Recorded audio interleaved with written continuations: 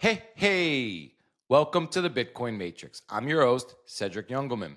In this episode of the Bitcoin Matrix podcast, I sit down with Josh Mandell, a seasoned options trader with a background as a quant analyst at Salomon Brothers. Josh has a deep understanding of market mechanics and caught my attention in early January with a tweet raising red flags about risk models and MicroStrategy shares. We chat about the complexities of Bitcoin as collateral, the MicroStrategy standard, and how options markets and gamma squeezes could play a role in Bitcoin's financial evolution. Josh also shares his unique perspective on financial engineering, trading strategies, and why MicroStrategy could become one of the top 5 companies in the S&P 500. What you're about to hear is a recording of an X Space that I hosted on January 8th. Of course, Josh's prediction of 84K on March 14th hadn't happened yet, but I'm convinced you'll still love diving into the thoughts of this new Bitcoin sensation that everyone's talking about. The world's largest Bitcoin conference hits Las Vegas May 27th to 29th at the Venetian. Use code MATRIX for 10% off your tickets at b.tc/conference/2025 or grab the link in the show notes. Join me for an ice cold beer in Vegas. Get your tickets now. I hope you enjoy this rip. If you want to smash by this dip, use my code MATRIX over at river.com and earn up to $100 when you buy Bitcoin on River. If you do want to get in touch with me, it's Cedric at thebitcoinmatrix.com. And now, let's enter the Bitcoin Matrix with Josh Mandell, aka Jostradamus. What is real? How do you define real? You can't jump into cash. Cash is trash.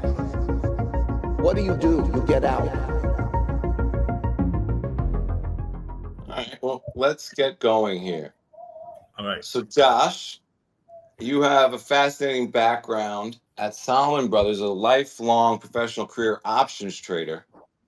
And you put out a tweet the other day on January 5th that said, ding, ding, ding, their risk models are throwing red flags. I used to run some of these models in my use as a quant analyst at Salomon. And this is in regard to MicroStrategy shares. So what are you seeing right now in the markets? What kind of prompted you to put out that tweet? Okay, so there's a couple of things. Is that one of the things that has yet to happen is that the banking system has yet to give Bitcoin the credit for being good collateral that it is. I mean, government collateral on the government desk is like zero haircut. It's like 1%, maybe 2% if it's a long bond. In other words, you get to borrow almost $100 for every $100 that you have. And then it goes down to scale core because it's all based on how much within a single 24-hour period that asset could depreciate by, and you suddenly wouldn't be able to collect the money back and it would default. The financing of the asset. So if Bitcoin is yet to be given any significant collateral recognition, then MSTR starts to look that way to them. And what I can sort of anticipate is that over time, they're going to look and they go, wait a minute, Bitcoin can move down by 80%, it can move up by 40%. It can make very big moves in a day, and it will. And if that's the case, then the same thing could happen within a very short period of time. Over a weekend, for instance, from a Friday to a Monday, how would you collect the mark-to-market on something if somebody was short MSTR and it jumped by 30%?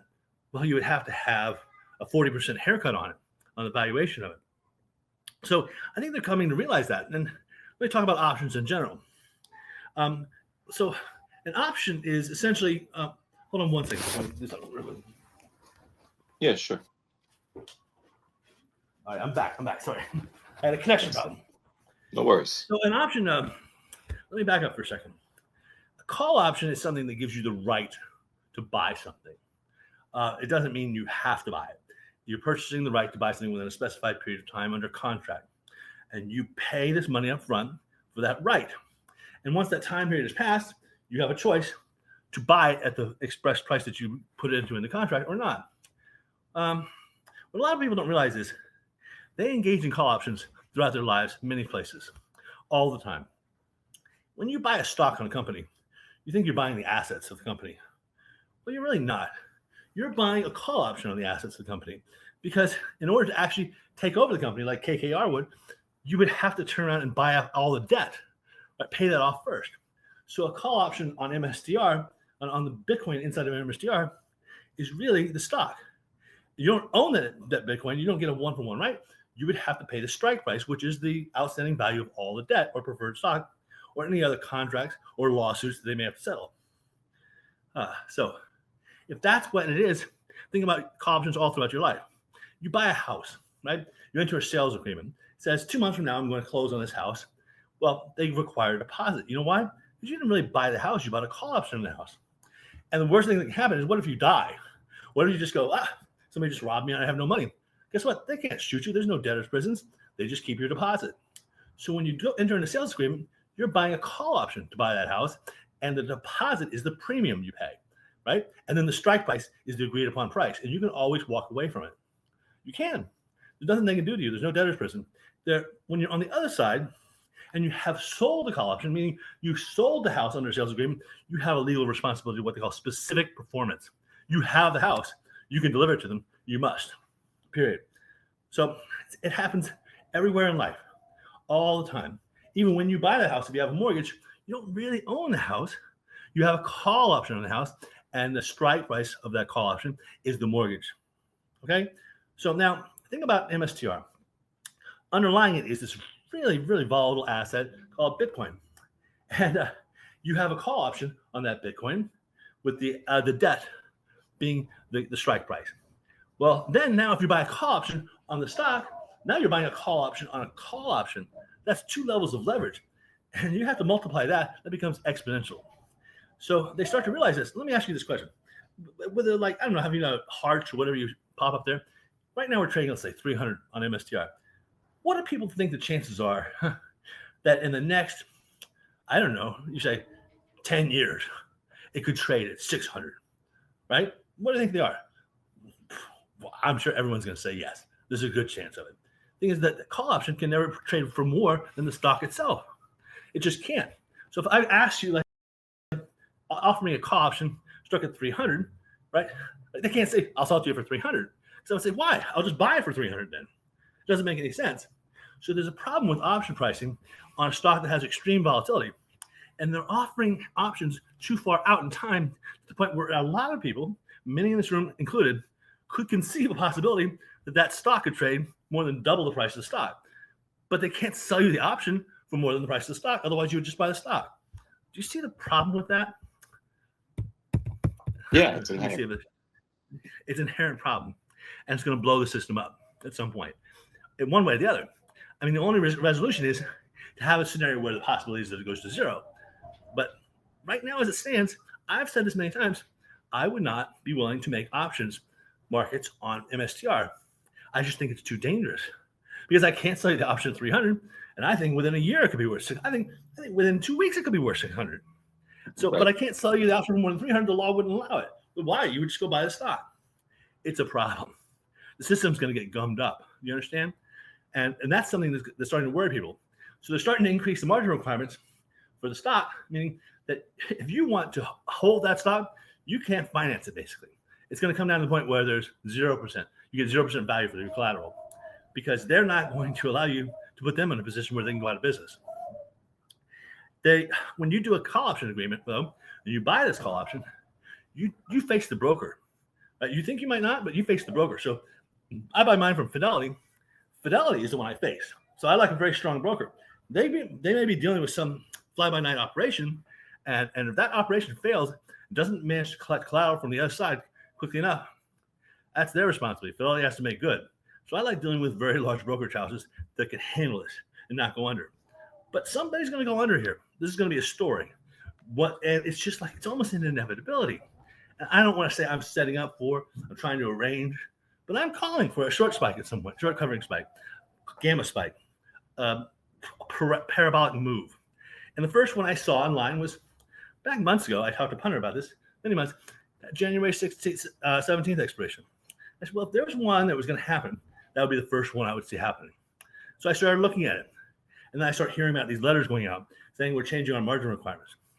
And if they change their margin requirements, all these accounts that own stock on margin suddenly can't finance them, and they actually have to sell the stock because they suddenly say, well, we need a margin call. You don't have enough money.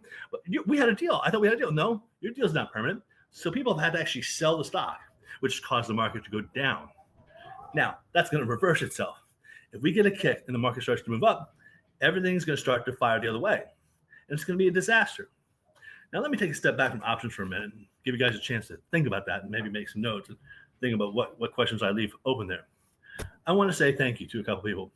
Now, these are not people that I know, I've ever really met, but the people that changed the way I think about things. And one of them is this guy named Jeff Booth. I mean, I just think that this is a guy, I listened to him, and he just made me think differently about Bitcoin. It's more than about getting rich. It's more than about making money and hoarding capital. It's not changing the world. It's about changing the universe. It's about doing good things. And I see an evolution in humankind that's going to come about as a result of Bitcoin. It's going to be this system where it's not about hoarding money and allowing the rich to get richer and the poor to get poorer. They talk about this idea that everyone gets Bitcoin at the price they deserve. Well, I've often fantasized that Bitcoin is actually some solution from the future, which is designed to make sure that we have a stable system, sustainable, where like a planet, this one or another one, could be cultivated, and we can make sure that we don't populate or overpopulate the system or underpopulate it in such a way that a child cannot be born and live its lifetime of, say, 100 years and go hungry, go dead. Because, that child has no original sin. I don't believe in it. And so what would you do is you would create a token that at the end represents the value of all the goods and services and needs of a human life from the beginning to end. And if it's 100 years, well, then whatever, 21 million of these things exist, and we have to define the value of all those goods and services that are necessary for a child, a human being, to go from 0 to 100 and make sure that they never went hungry. Because, a child deserves to get Bitcoin at the price of 0. Otherwise, he shouldn't be born. And that's the legacy that we give to our children. And that's a little bit philosophical, but I think that it's all about really thinking about things in the very long term. What's the very long-term value of Bitcoin? It's life. It's replacing this rat race where we think some people are better than others. Because let me tell you what, there's this question that asked, I always loved as a question about testing somebody's philosophy. Do you think some people are better than others? Most people will tell you yes. I've come to see the answer is no, because I don't know where they came from. I have no idea where that guy who has to rob a bank, and I use the word has to, rob a bank that day, holding a gun because it's the only way to feed his family. I didn't have to do that. And I want to think very open-minded about resolving these problems so that we don't have to have wars. Bitcoin can defund all the wars in the world because what we're fighting for most of the time is money. It's treasure. It's greed. It's about this person having more. And there are such huge hordes of capital that just don't make sense. They aren't being well distributed. And that needs to be fixed with Bitcoin. And I think MicroStrategy is maybe one of the solutions because still today, Bitcoin is held in too lumpy hands. It's not well distributed. But a stock like MicroStrategy could be held by millions and millions of people in the form of indexes, retirement plans, pension plans. It better distributes this asset called Bitcoin across the world, right? And I think tokenization in general is not a horrible idea. The original idea of tokenization is giving a chance of somebody in Nairobi to buy an asset that only we here in America can normally touch, giving them a chance to pull themselves out by their bootstraps. And that's the kind of talk I hear and the kind of good open heart I hear from a guy like Jeff Booth. So I've never met him, never talked to him, but I want to say thank you to him. And they'll never hear this, I'm sure, but I want to say thank you to him because he's one of those guys who just made me think about things differently. Like Alan Watts, one more time. So Jordan Peterson is this guy that I met one time. I didn't even know who he was.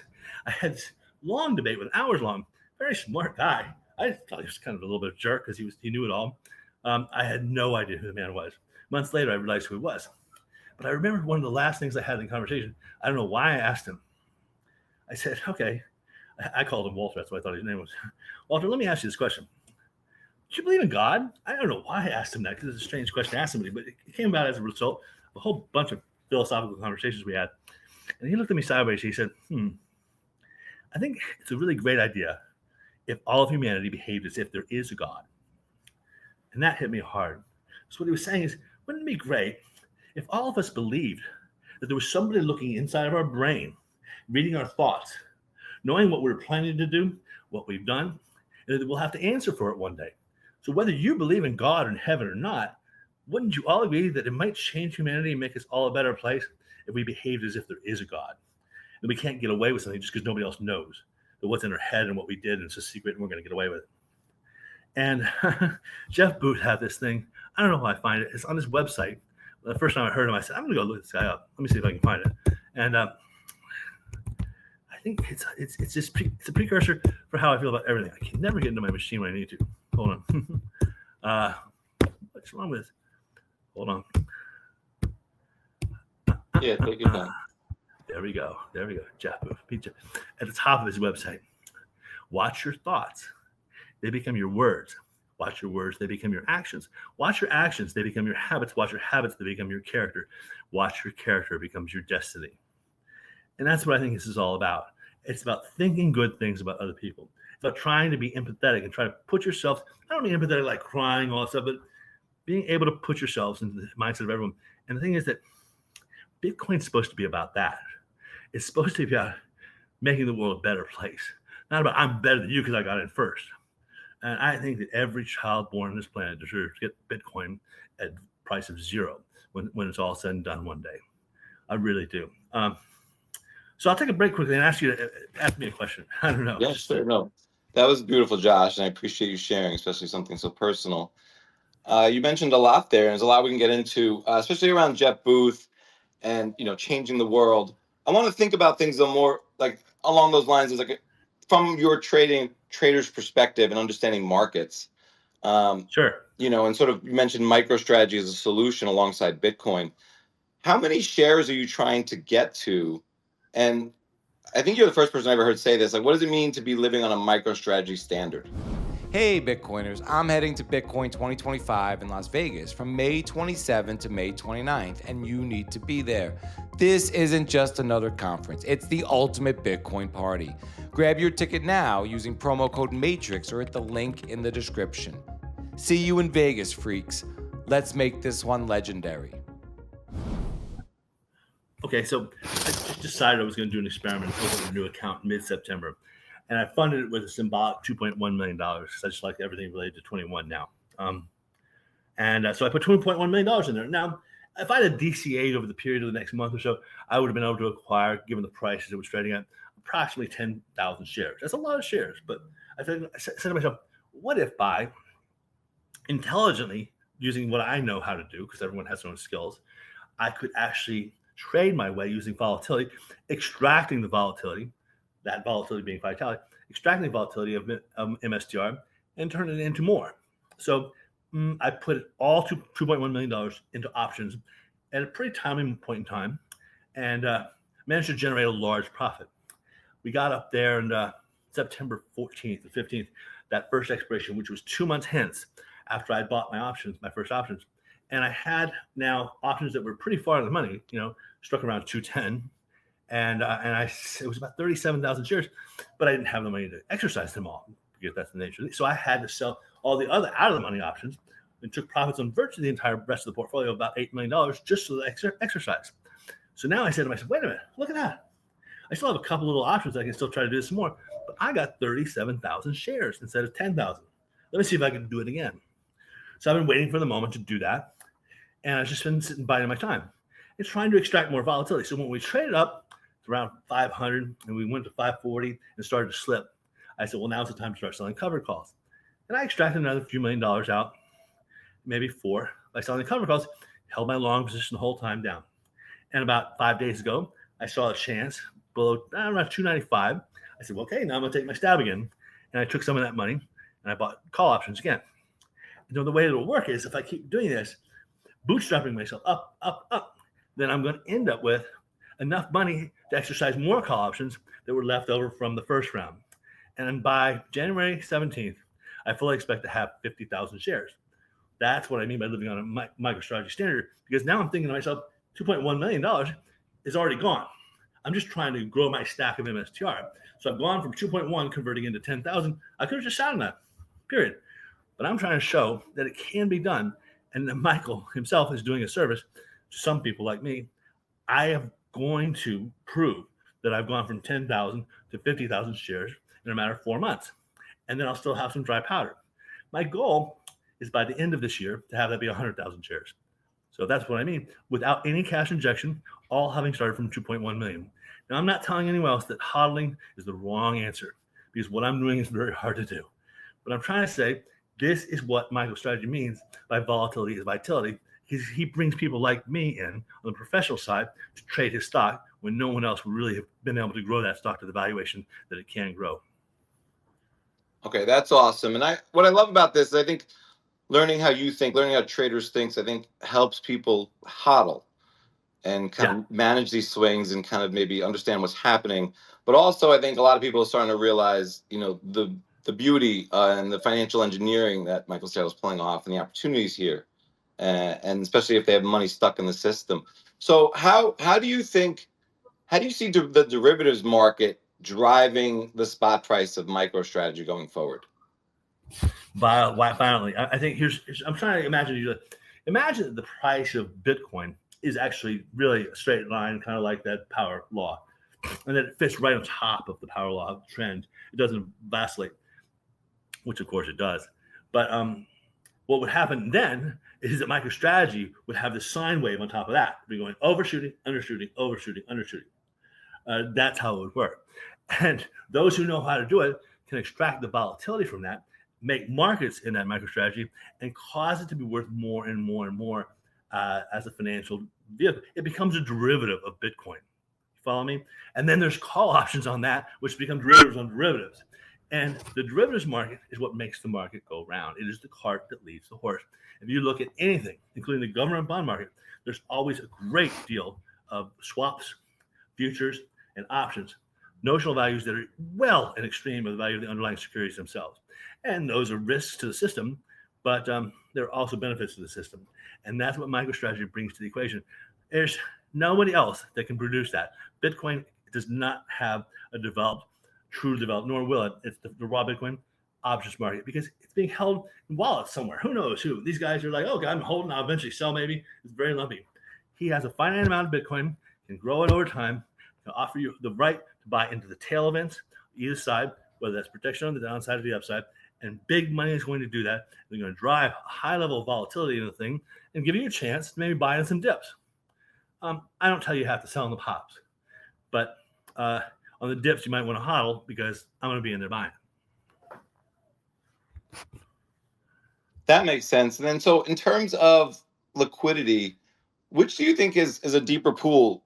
Bitcoin for sale, Bitcoin on exchanges, Bitcoin on OTC desks versus MicroStrategy share prices that are actually MicroStrategy shares that are actually trading? It's going to become the latter. It's going to become the latter for sure, because I don't know who these people are. They're on the OTC desk. I don't know when they decide. The Bitcoin market is a manipulated market insofar as by the SEC's point of view, like a stock comes on to the market, it's issued, and you can buy or sell it. You can see the amount of open interest. Bitcoin's always been a weird thing. You can pull it off the exchange and suddenly you don't know where it went. It's not available. It's very strange. I always felt that way. So I think that the literal, true regulated market that's going to be sought after is going to be the one that has collected the Bitcoin. It's comparing a stock that owns gold, or a corporation owns it, or the U.S. Treasury to that show with gold miners, like Parkle Schnabel or whatever his name is. Who knows how much gold he's going to dig out of the ground anytime, or when he'll decide to sell it. MicroStrategy is going to formalize and create a sort of an asset-backed version of this asset that otherwise is kind of lumpy and a little scary to people. It's just sitting in some wallet somewhere. Who knows? It's not being taxed. So yeah, eventually MicroStrategy is going to become the cart that leads the horse. Right. Let me ask you, can you explain the 5 Greeks in options trading, and what a gamma squeeze is? Well, let's. I'm not going to go all 5. I like people to take things in pieces. So the first one is delta. So if you buy an at the money option, right? And let's say, where is MicroStrategy? 330. Let's call it 330 spot, right? 330 lock market. The delta on a call is 50%. Period. It is. And the delta on a put is 50%. Struck at 330. Exact price. And what the delta is, it is the calculated probability that the stock will be there upon exercise. because there's no reason necessarily for the mathematical model to assume that the stock's going to go up or down. If it's a 330, it's a coin flip. Well, what's the coin flip? It's going to be heads or tails, 50-50. So it starts out thinking about that way. The delta is the probability that the stock will end up in the money, or that the option will end up in the money. It's also, when it's at the money, it's always going to be 50-50. So interestingly enough, if I tell you what's the price of a call option for a 330 strike for a month, and you say it's whatever X, throw out a number, $5, $10, $100, it's got to be the same price for the put. Mathematically, it has to be, otherwise there's an arbitrage. So the put and the call have to be priced exactly at the same price when you're trading an at the money option. It's called put-call parity. And the delta is all related to that. So now as soon as you take it out and you say, well, now we're stuck at 330, but now we're talking about an option that's 340. Well, the delta of the call is going to move down from 50 to say 45, 44. Then you add to make it 400, it might move down to 40%, right? And make it 600, it might move it down to 5%, like 0.05.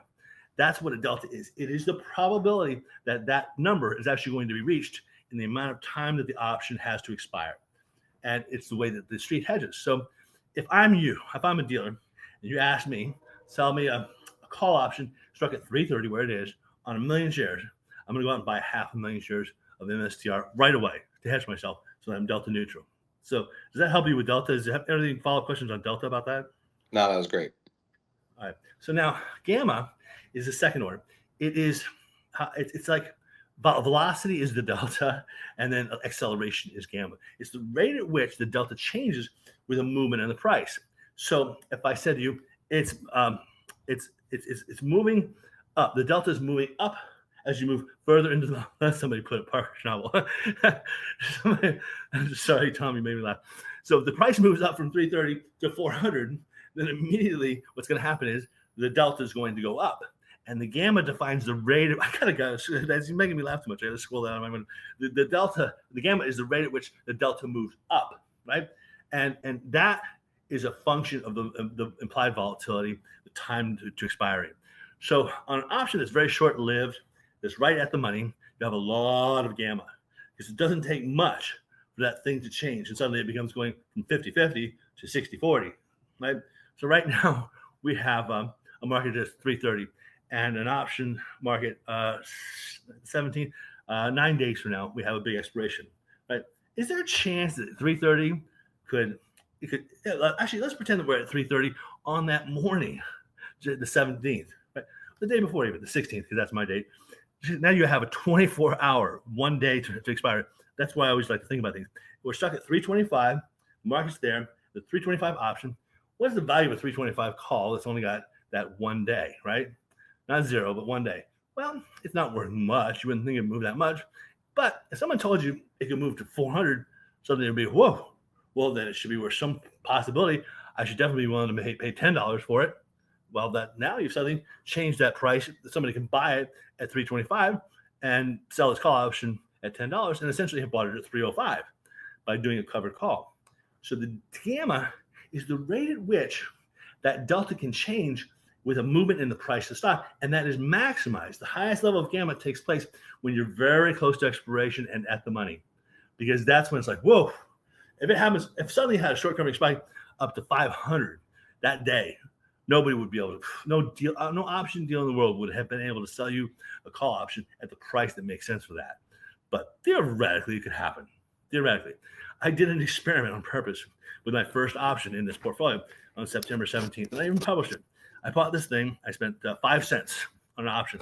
We were trading at 135. It was exactly 2 months to expiration.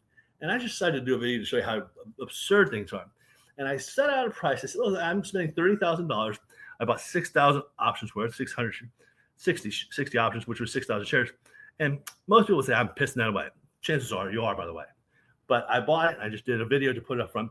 I said, well, there's an outlying scenario where this thing could trade as high as 960. I don't know how I put it out in my scale. 960. Now, if it traded at 960, that sounds crazy 2 months later. I'm sorry, blah, blah, blah. It could become worth $960,000. That was my value. I was looking at the. So what are the chances that a $30,000 option could become worth $960,000 2 months later? Should be zero. But I was just toying around with it. And then I look up 2 months later, 2 days before expiration, it was worth $957,000. So an option that I paid $30,000 for was worth nine. Now that is not supposed to happen. I would fire every trader on my desk if any one of them sold an option for $30,000 to find out that 2 months later it was worth $960,000. I would fire them because they just looked at a model too blindly. What they should have said is, I can't make that market, or I can't sell to you there, or I have to double the price. I have to make it so that you can't possibly buy, because that's what the problem is with Bitcoin. It's too volatile. And you add the volatility of MSTR on top of that. I tell you again, I could not sell you call options on MSTR as a business. I can do it strategically when I want to, but when you're a dealer, you have to do it whenever they want it. And that's a little scary. So that's the thing about this gamma, is that what happened to that guy who sold me that option for $30,000 only to find out that it's worth $957,000 2 months later, exactly on expiration? That guy got fired. I hope. I mean, I don't. He doesn't deserve to be trading as making markets, or he should learn a lesson that makes him more. I would never do that job. I don't know if that answered your question. No, that was great. Well, speaking of trading, Joe Burnett called out Martin Shkreli the other day. Shkreli called him a fuckface, and you jumped in, and you said you would trade against him for 100 days. I'm wondering, would you trade against Saylor for 100 days? Oh yeah, sure. And I love what Saylor. kind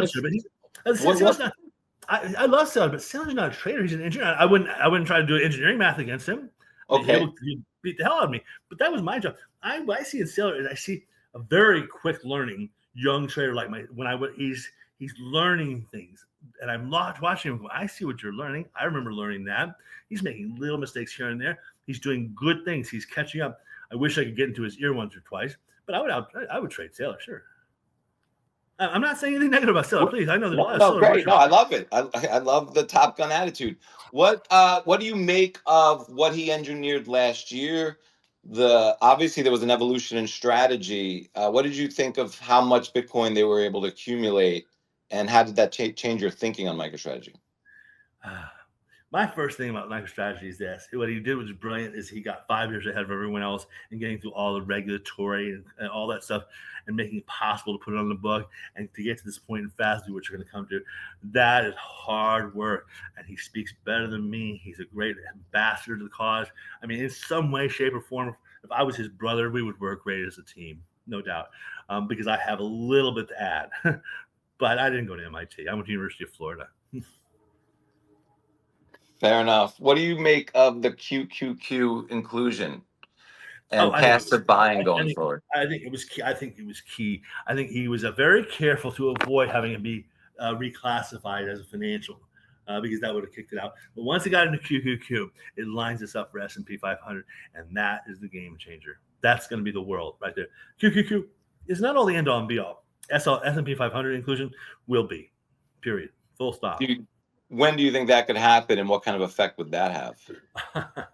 I mean, that's going to be monumental, and I don't know when. I think, as I want to give the committee a break, the more pressure is put on them in terms of price, the more likely they are to do it, because they want to own the fastest, hottest producing. They don't want to have some other index sucking away their indexed funds.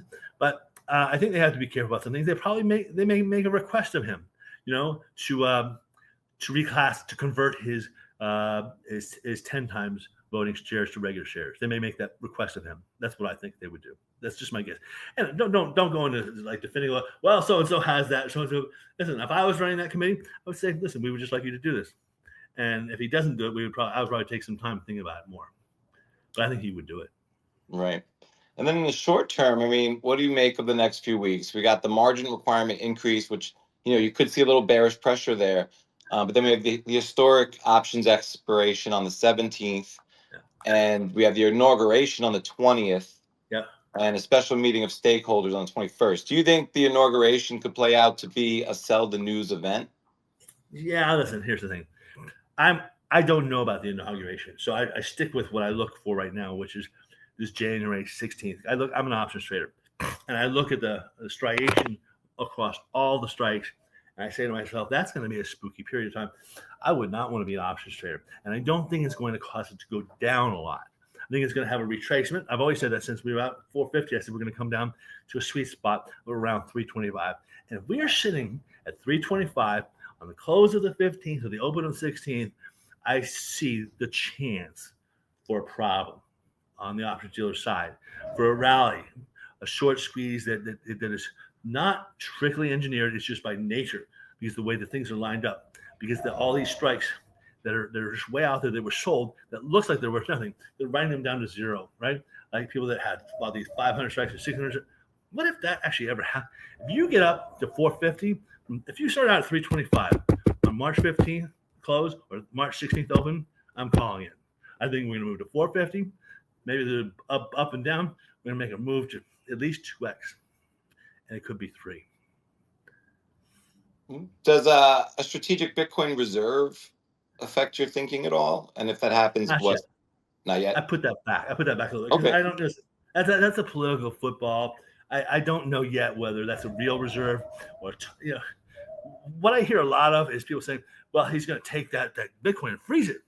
Well, that's a little bit of just political, grandstanding. I'm going to freeze the Bitcoin, make sure it never gets sold, which is the same Bitcoin that the prior president administration, the one before, never sold. So that's just BS.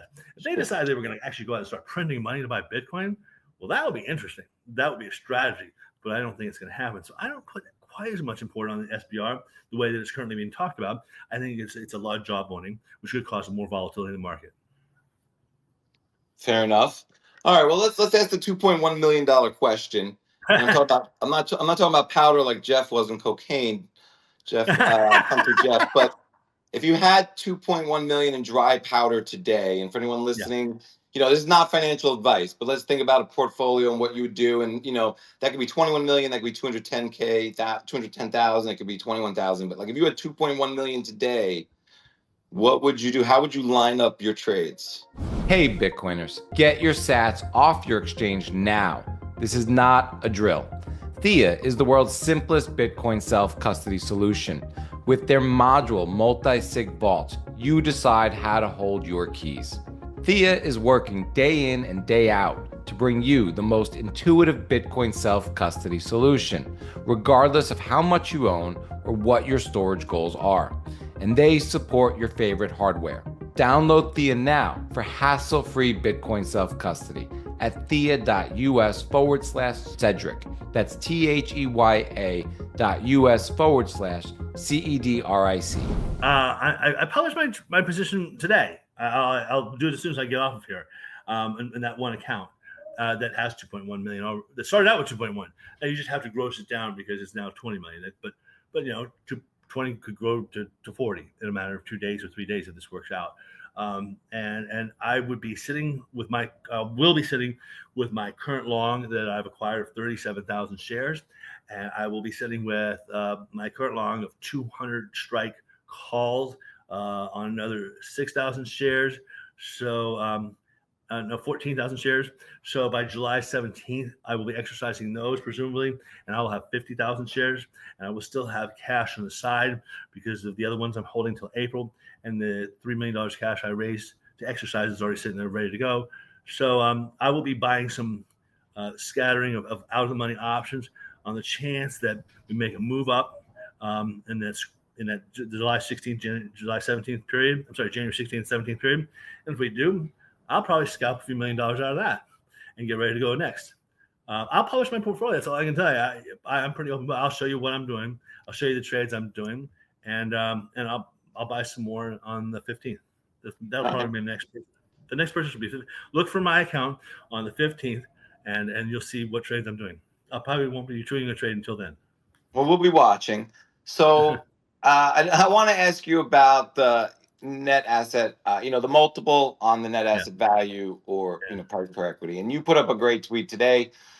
There will always be those who seek to explain why the wind is wrong, why it must turn around. Then there are those who seek to understand the nature of things, and they discover the reasons why trade winds exist. We who learn can spit out our mistakes and see the wind carry them away. Then there are those who, like you, sir, will always hold it in unless they spit into the wind. And this was in response to Thomas Jeffersoris on Twitter, who was responding, I think, to you responding to British Hodl. So, what do you make of that argument of sort of NAV versus PE, and where do you see this going with MicroStrategy? Gosh, pricing? first time I say that's I sometimes write much better than I think I can. That sounds pretty good coming out of your mouth. Thank you for that. You know, I didn't really think it sounded that good until you read it. I think that it's true. I think that people just get stuck in their minds. They're like, no, they dig in, and it shouldn't trade more than M. It doesn't. MNAV isn't going to matter that much at some point because this is going to be special Bitcoin. This has been captured and placed inside a vehicle, and it's going to start to come to a point where I believe, I hope, if I can ever get into Michael Saylor's ears, he defines a maximum amount that he's going to buy. Period. And it's going to be like last chance. Do you want your Bitcoin to be in here, right? You want to exchange it for shares because it's going to be special Bitcoin. It's not going to ever leave. It's not going to go anywhere. Now, if you want to, there's going to be two grades of Bitcoin. There's the Bitcoin that's in here versus the Bitcoin. And that happened with GBTC. GBTC traded with an extreme premium because it was special Bitcoin, right? And the fact that it traded to a discount was a gimmick. It was a trick. It was tricking everybody out. And that's where I got rich by. That's where I claimed to fame was GBTC. So I believe that at some point, Michael should declare, okay, this is the total sum total of the funding that I'm going to issue. We're going to not issue any more shares beyond this amount. It could be a magnificent amount if he wants, but you don't want him owning 4 million Bitcoin. Otherwise, it starts to become like, well, he's always going to be doing this. No, I want that Bitcoin sitting in that company to be special Bitcoin, just like the Bitcoin that was sitting in GBTC for years was special Bitcoin. It traded at a premium. Just like the iPhones that you could get a knockoff on the street could be exactly the same, or the Louis Vuitton purses that you can buy on the street are exactly the same as the one Louis Vuitton, but when they're in the Louis Vuitton shop and they're actually made by Louis Vuitton, they're worth 5 times as much. Right, Veblen goods. All right. I want to ask you, what kind of price predictions would you put on MicroStrategy and Bitcoin in 2025? I mean, this is just my guess. I don't want to get called NFA, right? I think 440 is my target for the cycle for Bitcoin, and now you start to play some games and get up to $3,000-$4,000 on MicroStrategy without too much difficulty. Okay, what kind of volatility do you see on Bitcoin at a price point of like 450,000? Let's talk about volatility on MicroStrategy because it's hard to. There's still a lot of fake trades going on in Bitcoin. I want to tell you that right now. I see it all the time. Cross trades going on everywhere. So I don't know how to estimate that. But the volatility on MicroStrategy is going to be one of the top 5 companies in the S&P. Wow. Yeah. All right. Before we maybe get into some Q&A with some people listening, what do you think I got about 10 minutes. Yeah, what do you think about? Go ahead. I'm sorry. I have about 10 minutes if it's okay. Yeah. Okay, let's wrap it up then. What do you think about Gladiator? And I was irritated at first because he was. I got it. He's a social media darling. He's good. We follow each other now, and I play off of him pretty well. I wrote a little model to pretend to model. Listen, it takes all kinds, and sometimes I get a little bit nutty, and he's a little bit nutty. He's a kid, and I somehow suddenly started to warm up to him. I don't know how else to say it. I would shake his hand for sure. Right. No, he's awesome. I think he's great. And what do you think about Punter Jeff selling the calls every day in the money? That's a little personal joke between he and I. Maximize, you got to learn. I'm trying to teach him to be more of a degen. He just loves the exercise. He's going to get to the point one day where he's going to go, I don't want to do this. Can you go over there and handle that exercise for me? He just loves to click the button. And I remember what that feeling is. I was a kid once too. And Punter Jeff, I just love him. I just love that kid. I love him. All right. Well, any advice for them, or again, not financial advice, but for any of us who want to be degenerates, any degen advice? Okay. Degen advice. There are times, rare though they may be, when it pays to be a degen. Just try to make sure you're not looking for them. You just have to be looking for the moment where everything seems really crazy and go, is this the time to be a degen? Let me call Josh. I hear you. And then my last question would be, what about the change in FASB rules? I mean, that's coming. That's going to change the world for them. I think once you get there, that's preparation for S&P 500 inclusion, because they're going to start looking at it as a P. And if he can smooth out, that's why I would just love to have Michael Saylor here. There's something he can do with the options market himself that would allow him to really maximize. Because right now, it's too predictable. Just selling the shares to buy the Bitcoin, selling the shares to buy the Bitcoin. There's some financial engineering that he has yet to take advantage of. and I would love to offer some advice. Yeah, that'd be great. I think that'd be a great conversation. I don't know if I'll ever get has- into it. That's all I got. Oh man, I got to spend a little time with him on New Year's Eve. It was interesting to Yeah. hear a lot of this from his perspective. How has Bitcoin changed you? That's a good question. I don't know yet. I mean, I Does it love change the way you trade?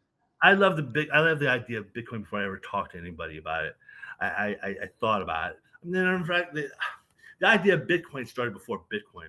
There was there was this friend that I had, this boss in BPA back in 1994, who had this idea. I ran this thing called the Broad Investment Grade Index, and he said, the thing is, if you look at the 2 to 5 year high yield, the one that's the lowest class that fits into the big index, that is just a remarkably stable return between 14 to 17% with virtually zero volatility.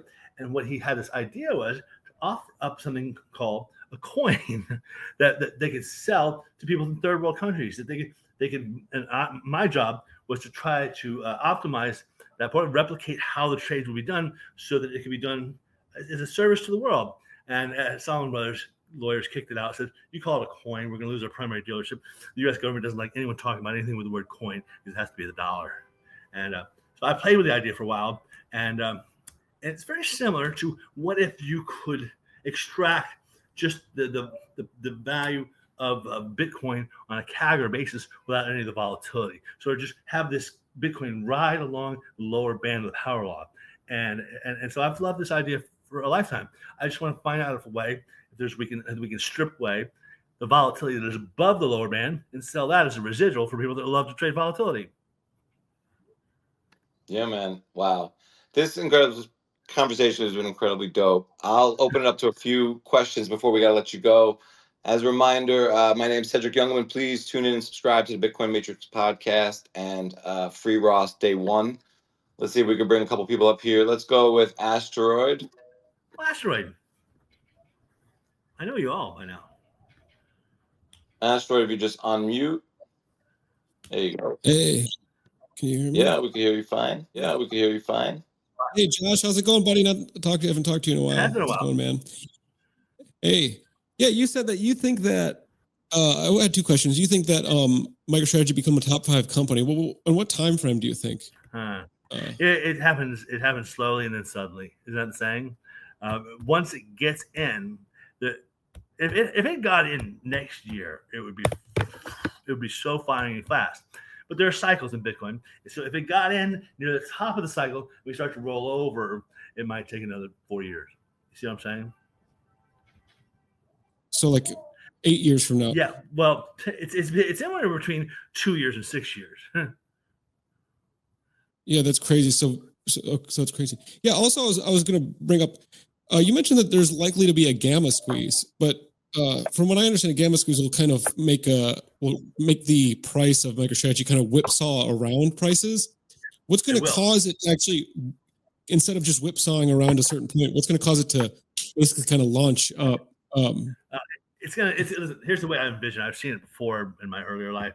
Have you ever watched a pinball game? You shoot the pinball out from the bottom, and it goes all the way up to the top. And then it comes back down and you catch it with the flippers.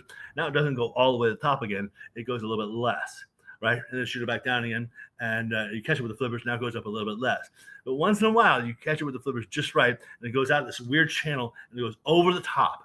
And it starts to cause the machine to go crazy. And that's what it's going to look like. Holy shit, that's a great analogy.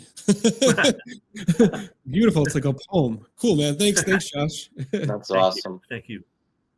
Do we still have Charles with us? Charles, Charles is here. Thank you, gentlemen. Super interesting conversation. I just wanted to say, Josh, man, let's just cut to the chase here. I mean, I've seen some of your stuff, always great content. Hearing you talk for one of the first time here, and I'm just like, let's just cut to a chase. What does a young guy like myself need to do to come work for you? I might even do it for free. I want to contribute and learn. I'll try to help you. I just started following you. You send me a DM later on. Sounds good. But on a serious note, a question here, just to tie in both the Bitcoin and the philosophy piece, because I think we're really aligned there.